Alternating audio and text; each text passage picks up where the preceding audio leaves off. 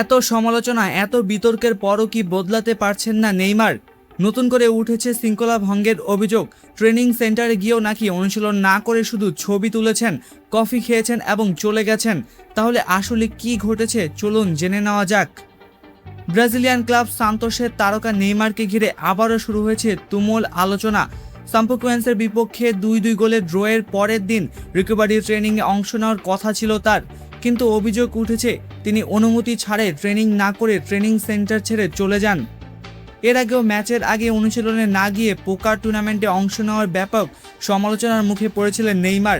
এবার আরও অভিযোগ ওঠে ড্রেসিং রুমে দুই তরুণ সতীর্থ গ্রেবিয়েল মন্তব্য ও জোয়ানো আনায়াসের সঙ্গে তিনি খারাপ আচরণ করেছেন। তবে এইসব অভিযোগ সরাসরি অস্বীকার করেছেন নেইমার।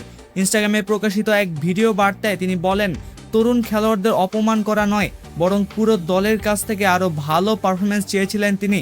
এছাড়া ইচ্ছাকৃতভাবে হলুদ কার্ড নিয়ে পরের ম্যাচে নিষিদ্ধ হওয়ার অভিযোগও ভিত্তিহীন বলে দাবি করেন ব্রাজিলিয়ান এই সুপারস্টার। এদিকে ব্রাজিলের সংবাদ মাধ্যম গ্লোবো সম্পদ জানিয়েছে, নেইমারের আচরণ নিয়ে ক্লাবের বোর্ড সদস্যরাও উদ্বিগ্ন।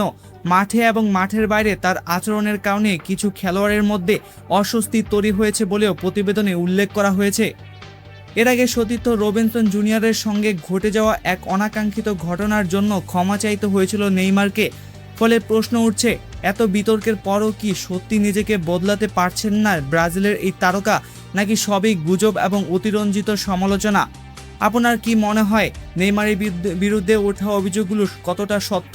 মন্তব্য করে আপনার মতামত জানান।